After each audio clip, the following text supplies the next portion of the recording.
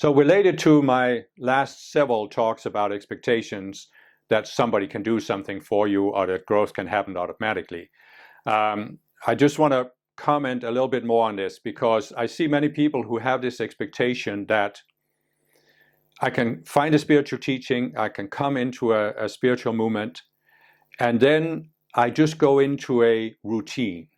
I just accept that here are the rules, I just need to follow those rules, I need to practice the practices, study the teachings, and then I just sit quietly and don't make any noise. And then I can just sort of coast along. I can just put the car in cruise control and then I'm just floating down the highway without ever having to look at myself, without having to look at my psychology.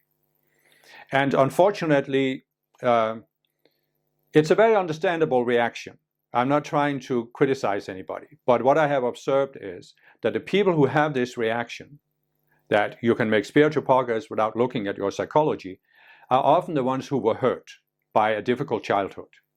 Sometimes it wasn't really a difficult childhood, it was trauma from past lives. But it's people who have been hurt. And, you know, we've all been hurt. We've all been through trauma. We've all been through hell on this planet, because it is a hell of a planet. It's such a difficult planet to be on, especially for spiritual people, because we have a sense there's so much more. A planet doesn't have to be this way. It doesn't have to be all this murder and mayhem that's going on Earth.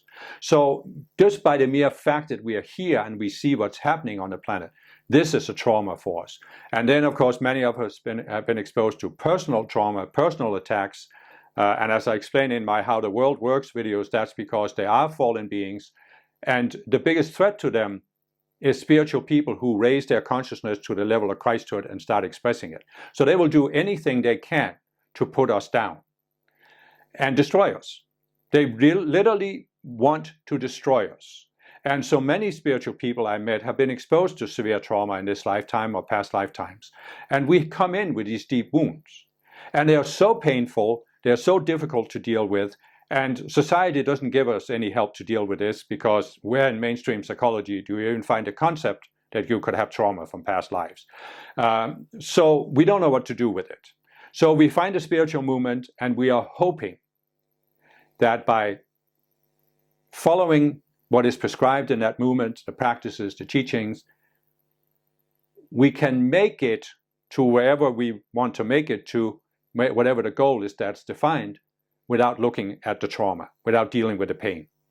We can sort of push the pain down, and we can believe that if I just keep doing violet flame decrees, for example, or meditating, then the pain will somehow be transmuted and transformed, and I don't have to look at it.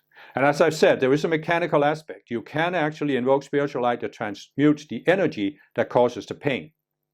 And so therefore you can over time minimize it. I have seen people who came into spiritual movements, and after some years of doing the practice, they were now able to start looking at their psychology because the pain wasn't so overwhelming anymore. And this is ideally what will happen. But what I'm trying to say is, I've also seen people who think that all I need to do is to invoke spiritual light, and then the problem will be solved. But that's not a realistic expectation, because the pain is just the after effects of you reacting by accepting a certain illusion. And you are not going to be free of it until you consciously look at the illusion and dismiss it, let it go. Let that self die, the subconscious self die. And I've explained this process both in my breakthrough videos and in my How the World Works videos. So you can find it there. I also have websites that explain this. So it's a very doable process. So I'm not trying to in any way criticize people who have this reaction. I'm just trying to say it's not a realistic expectation that you can make spiritual progress without looking at your psychology. It can't be done. It simply cannot be done. And if an organization promises you that it can be done, it's doing you a disservice. It's just simply a lie. It cannot be done. I'm not saying that you need to do it right now, but what I am saying that there will come a point where you will realize, if you're open to it, that you're not going to make progress until you start looking at your psychology. and looking at these things you would rather avoid looking at.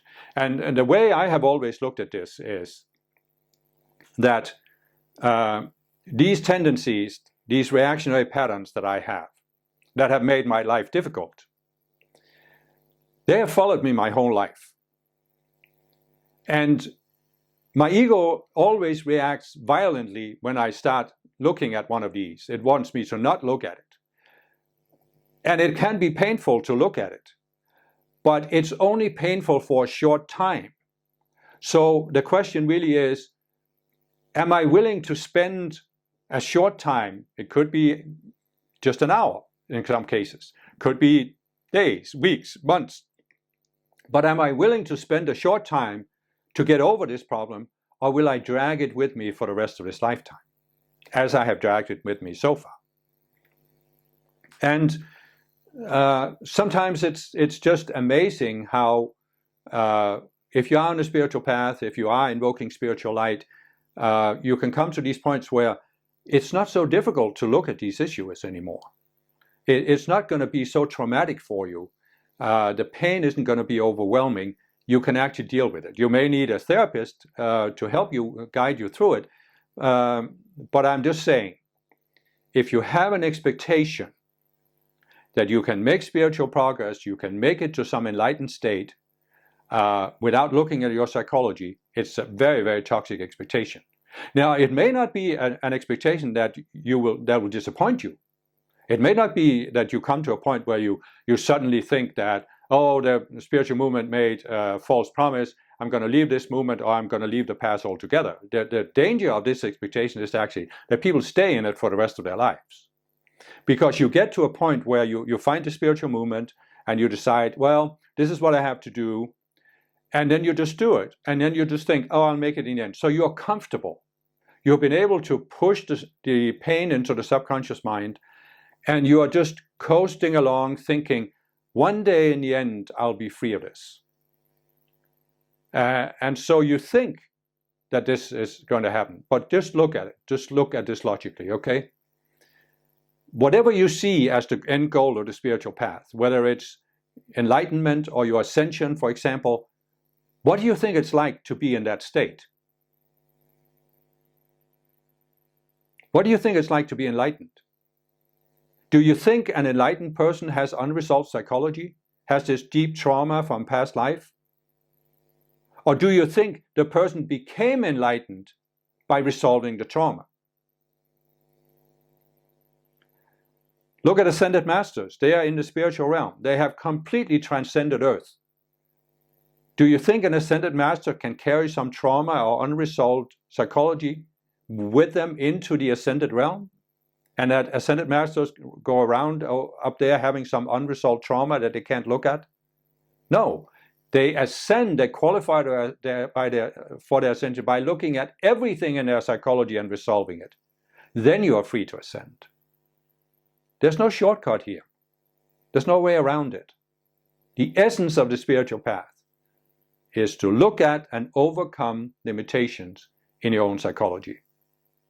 That's the driving force. I know that's not the way it's presented by a lot of spiritual movements and teachings, because there are movements out there, and my first spiritual movement was a typical example. Hardly any teachings about psychology or ego, just meditate, take these courses, and one day you'll be in cosmic consciousness. And I know there are people who have believed in this for 40 years, maybe even longer, maybe even 50 years for some. But have they made it? No. So you're thinking, oh, it'll happen in the future. At least it'll happen when I die. But what if it doesn't? Well, you just have to reincarnate, right? And so what I'm saying is, if you can let go of this expectation, you can make much, much faster progress. Because once you go into this state of coasting that I'm talking about, you're not making progress. At least you're making very, very slow progress. And this probably isn't what you put in your life plan before you came into embodiment. You most likely wanted to make faster progress. And in order to do that, you have to step back and say, okay, what's it going to take to make progress? I have to look at myself. And then you can start doing that, and I guarantee you that if you do it,